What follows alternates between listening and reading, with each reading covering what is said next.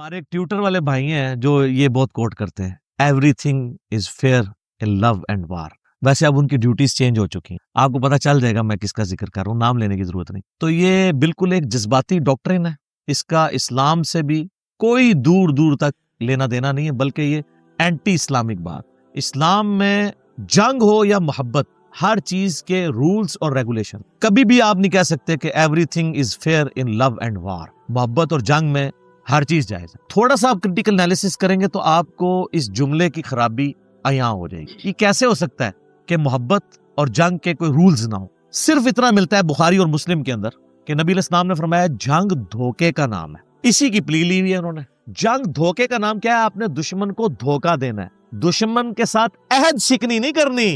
اور وہ تو سر سورۃ النحل کی آیت نمبر 106 میں آیا کہ اگر کسی کی زندگی اور موت کی کشمکش بن جائے اور اسے کلمات کفر بھی بولنے پڑ جائیں اپنی جان بچانے کے لیے تو بول سکتا ہے۔ پھر ساتھ یہ آیا کہ اگر زندگی موت کی کشمکش بن جائے اور اسے حرام کھانا پڑ جاتا ہے، خنزیر میں سے یا خون میں سے یا مردار میں سے، تو اتنا کھا لے کہ اس کی جان بچ جائے۔ اب اس کی کوئی یہ اس اعتبار سے پلی لے گا کہ جی وہ محبت اور جنگ میں سب کچھ جائز ہے؟ یہ رولز بھی اسلام نے خود بتائے ہیں کہ اگر کیٹاسٹرافک کنڈیشن آئے تو یہ ہوگا۔ قطعاً اس کا مقصد نہیں ہے کہ آپ جنگ اور محبت میں کسی رول کی پرواہ نہ کریں۔ سر اسلام نے تو جنگ میں کیسے کیسے قوانین بتائے ہیں کہ جنگ میں آپ نے بچوں اور عورتوں کو نقصان نہیں پہنچانا، کھیتیاں نہیں اجاڑنی، قرآن حکیم میں سے کنڈیم کیا گیا، اور ایسی عورتوں کو لونڈیاں نہیں بنانا جو میدان جنگ میں نہیں آئی ہیں۔ یہ جو کہتے ہیں نا اسلام لونڈیاں بناتا رہا، نہیں، صرف وہ عورتیں جو جنگ لڑنے کے لیے اپنے مردوں کے شانہ بشانہ میدان جنگ میں آتی تھی نا، ان کو لونڈیاں بنایا جاتا تھا۔ ورنہ رومن امپائر میں تو اس وقت لاکھوں کی آبادی تھی تو لاکھوں لونڈیاں مسلمانوں نے بنائی نہیں، وہ اپنے علاقوں میں آزاد ہی رہے۔ اور اس کی بھی ایک حکمت تھی کہ اس سسٹم کو آگے لے کے چلنا تھا۔ میں اب اس ٹاپک کی طرف نہیں جا رہا، اس پہ مولانا مودودی رحمہ اللہ تعالیٰ نے کتاب لکھی ہے الجہاد فی الاسلام، اور وہ سر کتاب لکھی ہے انہوں نے جسٹ 18-19 سال کی عمر میں، اور وہ کتاب جب ڈاکٹر اقبال نے پڑھی تھی انہوں نے کہا تھا یہ مسلمانوں کا مستقبل کا تھنک ٹینک ہے۔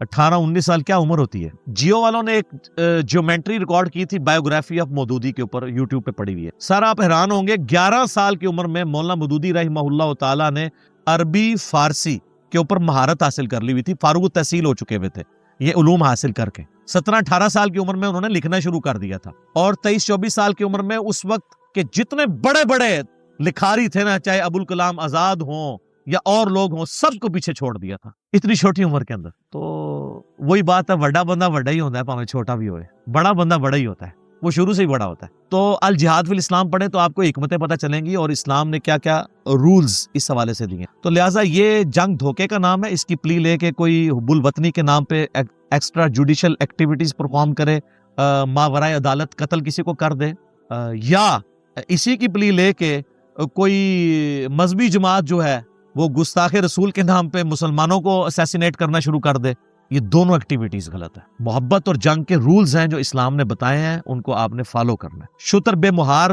اسلام نے اپنے ماننے والوں کو نہیں چھوڑا، بلکہ رولز اینڈ ریگولیشنز کے ساتھ چھوڑا ہے۔ بخاری اور مسلم دونوں میں حدیث ہے کہ نبی علیہ السلام نے فرمایا جو عہد شکن انسان ہے نا، قیامت والے دن اس کی پشت پہ ایک جھنڈا ہوگا اور پبلکلی اناؤنس کیا جائے گا کہ یہ بندہ عہد توڑا کرتا تھا، دنیا ڈومینیٹ کروایا جائے گا۔ اسی لیے 10 کمانڈمنٹس جو سورہ بنی اسرائیل میں آئی ہیں نا، اس میں ایک کمانڈ یہ بھی ہے، ان العہد کان مسئولا، عہد کی پاسداری کرو، بے شک تم سے قیامت والے دن عہد کے بارے میں پوچھا جائے گا۔ ونس ایگریمنٹ ہو گیا، آپ نے اس کو فالو کرنا ہے۔ مسند احمد میں حدیث ہے، نبی علیہ السلام نے فرمایا جو عہد پورا نہیں کرتا اس کا کوئی دین ہی نہیں ہے۔ آپ کیا بات کرتے ہیں؟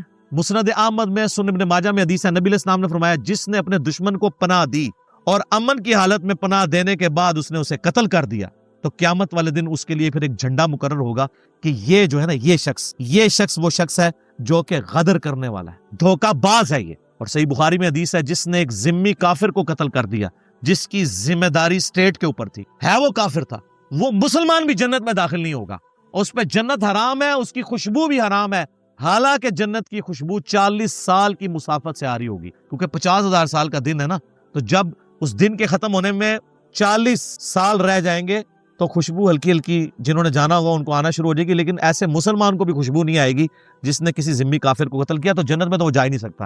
یہ سر بخاری شریف ہے، مولانا شریف یا کہانی شریف نہیں ہے۔ Everything is fair in love and war. توبہ کرو اور تھوڑا سا علم بھی حاصل کریں، اس طرح کی سٹیٹمنٹس قطعاً نہ دیا کریں میرے بھائی۔ آپ مسلمان ہونے کے دعوے دار بھی ہوں اور ایجوکیٹڈ بھی اپنے آپ کو ڈکلیئر کرتے ہوں تو تھوڑا سا دینی علم حاصل کریں، اور ایون دنیاوی علم بھی اگر آپ کو صحیح طریقے سے آتا ہو تو آپ کبھی بھی یہ اس طرح کی سویپنگ سٹیٹمنٹ کبھی نہیں دے سکتے کہ محبت اور جنگ میں سب کچھ جائز ہے۔ نبی صلی اللہ علیہ وآلہ وسلم کی تعلیمات بالکل کلیئر کٹ ہیں اس حوالے سے۔ اچھا، اب جو لوگ اس طرح کی پھر وہ ایکٹیویٹیز میں انوالو ہوتے ہیں نا، تو وہ پھر یہ بھی کہہ دیتے ہیں آئین کیا ہے جی، یہ کاغذ کا ٹکڑا ہی ہے، جب میں جسٹ ڈسٹ بن میں پھینک دوں۔ تو پھر سر آپ کے اوپر آرٹیکل 6 کا مقدمہ لگے اور آپ کو پھانسی کی سزا ہو تو بالکل جسٹیفائی ہے، کیونکہ جو شخص پاکستان کے آئین کی توہین کرتا ہے، اگر وہ کوئی اینٹی اسٹیٹ جماعت ہے تو آپ اس کو کہہ دیتے ہیں یہ غدار وطن ہے، اور اگر وہ آپ کے ادارے کا ایکس چیف ہے تو آپ کہہ دیتے ہیں اس کی بڑی خدمات ہے 40 سال کے لیے۔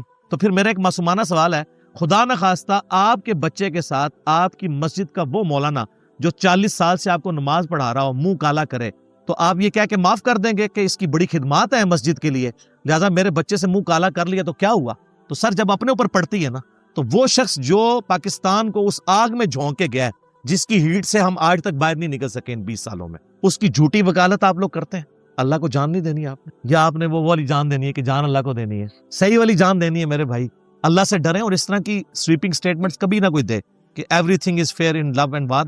تو آئین کی پاسداری جس طرح کسی پرائم منسٹر کو کرنی ہے، کسی ادارے کے سربراہ کو کرنی ہے، اسی طریقے سے ایک عام پاکستانی کو بھی کرنی، اور جب کوئی اس کو توڑتا ہے یا اس کا مذاق اڑاتا ہے تو اس کے لیے وہی سزا ہوگی جو عام پاکستانی کو ملتی ہے۔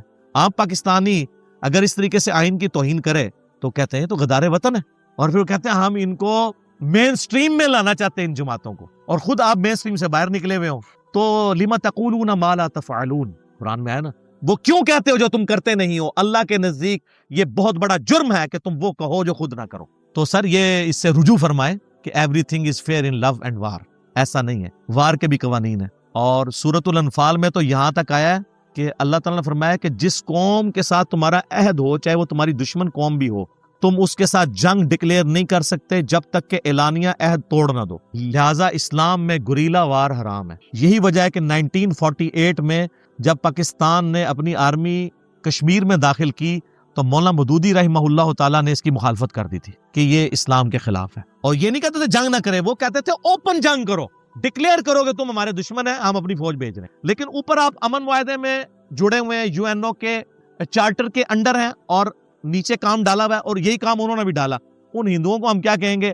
ہم مسلمانوں کے اسلام کو سورۃ الانفال کو فالو نہیں کر رہے، اس لیے نہیں کر رہے کہ سورۃ الانفال پڑھی نہیں گئی۔ سورۃ الانفال میں اسلامک ڈیموکریسی جو ہے، جس میں حلال اور حرام کو کثرت رائے سے نہیں بلکہ حدود اللہ کے اعتبار سے سیٹل کیا جائے، اور حلال کے دائرے میں کثرت رائے سے، وہ تو سورہ شورا میں ہے نا، وَأَمْرُهُمْ شُورَى بَيْنَهُمْ، حتیٰ کہ نبی علیہ السلام کو حکم ہوا ہے وَشَاوِرْهُمْ فِي الْأَمْرِ، سورہ آل عمران میں، ان صحابہ کے بارے میں جن کی نافرمانی کی وجہ سے غزوہ احد میں شکست ہوئی تھی، اللہ نے پہلے ان کو ڈانٹا، پھر کہا معاف کیا، پھر کہا نبی ان کو آندہ مشورے میں شامل رکھنا ہے، یہ نہ ہو کہ کراس لگا دو۔ نبی اگر مشورہ لے کے چلتا ہے تو باقیوں کو نہیں لے کے چلنا۔ تو سورۃ الانفال میں آیا کہ آپ نے اعلانیہ عہد توڑنا ہے، اور یہ اتنی زبردست نبی علیہ السلام کی ٹریننگ تھی کہ ابو داؤد و ترمذی میں ایک حدیث ہے کہ ایک صحابی تھے عمر ابن عباسہ، یعنی یہ سینئر صحابہ میں سے، حضرت معاویہ رضی اللہ تعالیٰ عنہ کے دور ملوکیت میں رومن امپائر کے ساتھ آپ کو پتہ مسلسل جنگیں رہیں جو بچی کچی تھی، تو رومن امپائر اور حضرت معاویہ کے درمیان ایک معاہدہ تھا، تو اس معاہدے کا جب وقت پورا ہونے کا وقت آیا تو حضرت معاویہ رضی اللہ تعالیٰ عنہ نے اپنی فوجیں لا کے نا رومن امپائر کے اس سٹی کے بارڈر پہ رکھ دی کہ کل کی ڈیٹ میں جیسے ہی یہ ڈیٹ پوری ہوگی نا، تو معاہدہ مثلاً اگر لکھا گیا کہ یہ معاہدہ جو ہے وہ 10 ربیع الاول تک ہے، جیسے ہی 10 ربیع الاول کا غروب ہوگا سورج، ہم فوراً ان پہ حملہ کر دیں۔ لیکن جو لوگ کہتے ہیں نا محبت اور جنگ میں سب کچھ جائز ہے، ان کو اس چیز سے سبق سیکھنا چاہیے۔ سورۃ الانفال کے تو یہ خلاف تھا ایٹیچیوڈ، وہاں پہ عمر ابن عباسہ اپنے گھوڑے پر سوار ہوئے اور تکبیر بلند کرتے ہوئے ان فوجیوں کے سامنے آگے کھڑے ہو گئے، انہوں نے کہا میں تمہیں حملہ نہیں کرنے دوں گا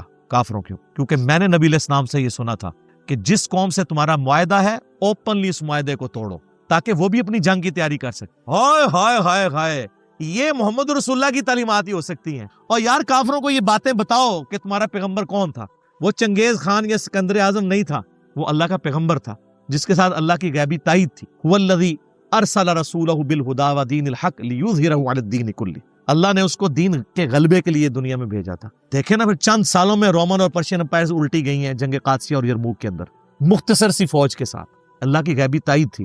اور نبی علیہ السلام کی مبارک زندگی میں ایسا نہیں ہوا، ورنہ لوگ کہہ لیتے کہ لیڈر بڑا تھا تو اس نے کام دکھایا، اس لیڈر کے جانے کے بعد ہزاروں اس کے فالوور مرتد ہوئے جو فتح مکہ پہ دب کے مسلمان ہو گئے تھے. تب بھی چند ایک جانسار صحابہ اس مشن کو آگے لے کے چلے. اتنی صورتحال گمبھیر ہو کہ آپ کے ہزاروں لوگ آپ کو چھوڑ دیں, پھر بھی آپ رومن اور پرشین امپائر الٹ دیں اور ان کے اوپر بھی غلبہ پا لیں جو آپ کے مخالفین ہیں, آپ کے اپنے. تو سر یہ غیبی مدد تھی, یہ غیبی مدد تھی اللہ تعالیٰ کی. تو جب انہوں نے تکبیر بلند کی اور ان کا میں حملہ نہیں کرنے دوں گا اور یہ حدیث سنائی اور کہا کہ نبی علیہ السلام فرمایا تھا عہد شکن بندے کے لیے جھنڈا قیامت والے دن اس طرح قائم کیا جائے گا. اے جھنڈا جنہوں کہتے ہیں جھنڈا چاڑنا, اے والا جھنڈا ہے. اے وہ جھنڈا نہیں ہے کہ وہ جو کیپٹن آگے لے کے چل رہا ہوتا ہے, نہیں, اے وہ جھنڈا ہے جو نافرمان اولاد اپنے ماں پہ ہوتا جھنڈا چاڑ دی ہے. یعنی آئیڈینٹیفائی کیا جائے گا یہ ہے دنیا میں یہ عہد شکن آدمی, یہ دھوکہ باز غدر کا جھنڈا پوری دنیا کی. اچھا وہ یہ حضرت صاحب نے دھوکہ باز, تو وہ ادھر جا کے پتہ چلے گا. تو عہد شکنی نہیں ہے. تو everything is fair in love and war, یہ بالکل غلط ہے. یہ تو میں نے آپ کو صرف جنگ کا بتایا, تھوڑا لو کا بھی ذکر ہو جائے.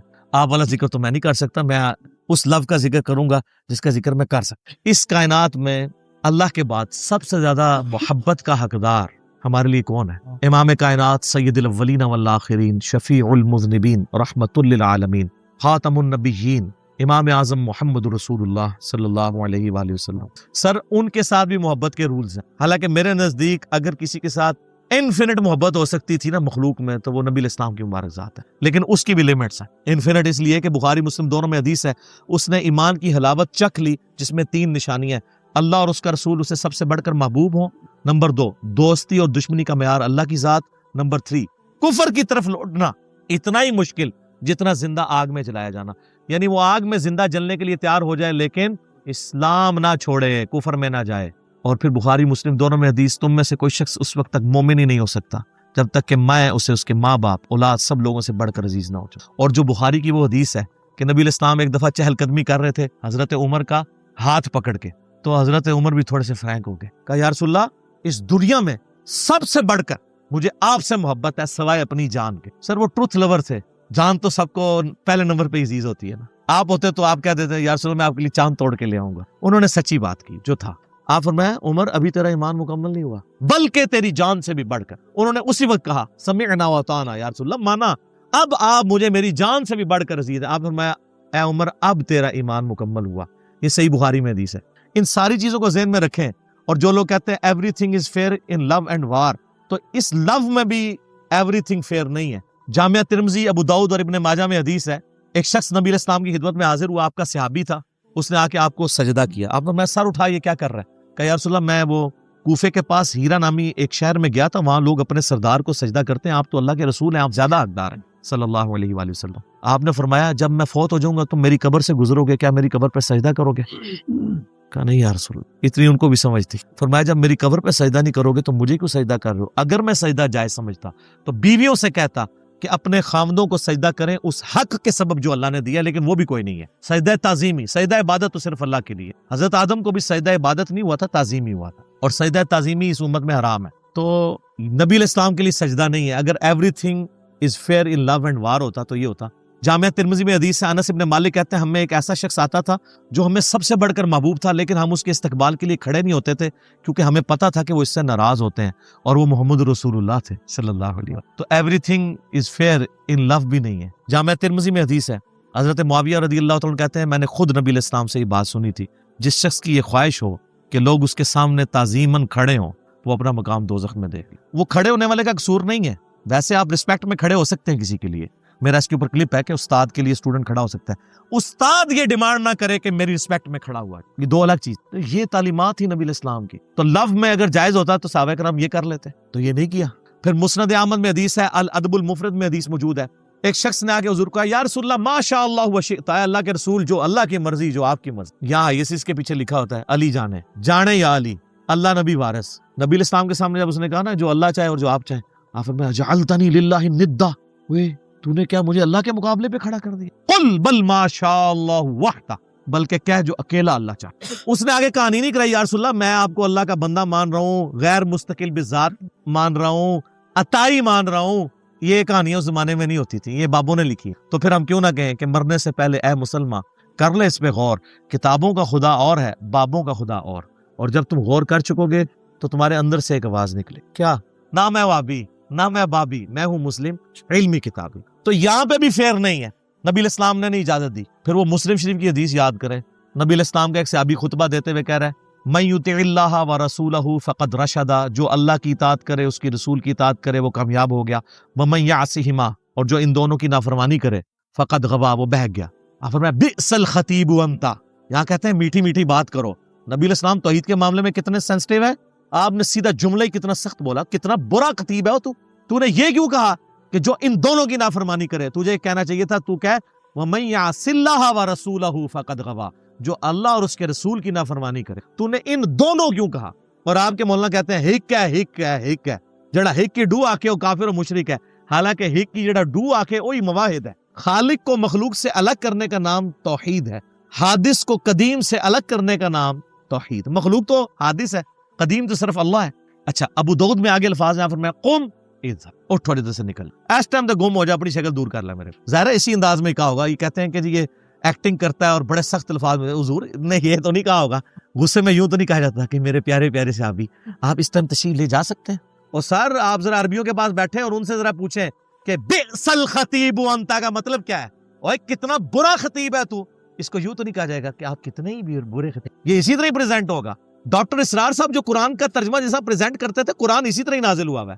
ہاں انڈیا پاکستان بنگلہ دیش میں بابوں نے اس میں مٹھاس ملا کے اس نو ایسا شوربہ بنایا ہے کہ او دی انٹینسٹی ہے نا، اور اس سے جو تبدیلی آنی تھی وہ ختم ہو گئی ہے. تو قرآن بس پھر اب مردے بخشوانے کا ایک ذریعہ ہی رہ گیا. بئس الخطیب انت، کتنا برا خطیب ہے تو یہ محبت میں سب کچھ کر رہے تھے. کسی نے ان کا یا رسول اللہ عشق دے چلے نمبر لے کے، یا رسول اللہ عقل والے تھے انجے ہی عمرہ گالیاں. عشق دے چلے ہی سی نا جنہیں سجدہ اور چلے مارے گئے پائی ادھر بھی تے اگے بھی. قرآن تو کہتا ہے عقل والے نمبر لے گئے. نبی علیہ السلام کو جو دعا قرآن میں سکھائی گئی ہے وہ کیا ہے؟ اللہ میرے عشق میں اضافہ کر دے، اور رب زدنی علما، اللہ میرے علم.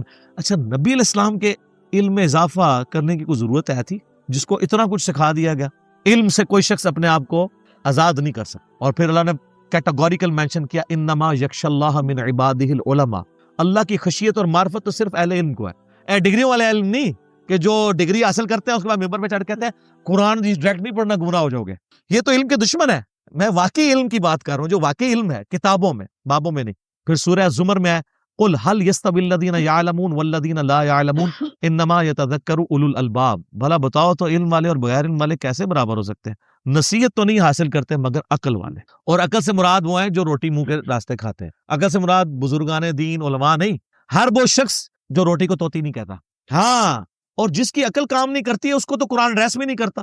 وہ تو صحیح بخاری میں تعلیقاً مولا علی کا قول ہے، اور سنن ابن ماجہ میں پوری سند کے ساتھ مولا علی نے نبی علیہ السلام سے روایت کی ہے کہ نبی علیہ السلام نے فرمایا کہ 3 ایسے لوگ ہیں جن سے اللہ نے شریعت کا قلم اٹھا لیا ہے. نمبر 1 نابالغ بچہ، نمبر 2 سویا ہوا شخص، اور نمبر 3 جو پاگل ہے، جس کو آپ مجنون کہہ کے، مجذوب کہہ کے، کلندر کہہ کے بزرگ تسلیم کر لیتے ہیں. ہاں کہتے ہیں نا تو قلم اٹھے ہے. جب ہم کہتے ہیں نا یار آپ کے یہ بزرگ کپڑے کیوں نہیں تھے پہنتے، کہتے ہیں وہ اتنے بڑے بزرگ سن کے بالکل الف ننگے سن. یعنی جو بالکل الف ننگا وہ بڑا بزرگ ہوتا ہے ان کے نزدیک. تو ہم کہتے ہیں یار کپڑے کیوں نہیں پہنتے، وہ کہتے ہیں مجذوب تھے. مجذوب کیوں؟ پاگل ہوئے نا یہ اللہ دیش کی. انہوں تو قلم اٹھے ہے. جس سے قلم ہی اٹھا ہوا ہے اس کو لیڈر مانا ہوا ہے. اور سر لیڈر اس کو مانو ما ضل صاحبکم وما غوا، تمہارے نبی نہ کبھی بہکے ہیں نہ کبھی بے راہ چلے ہیں. ٹھیک ہے.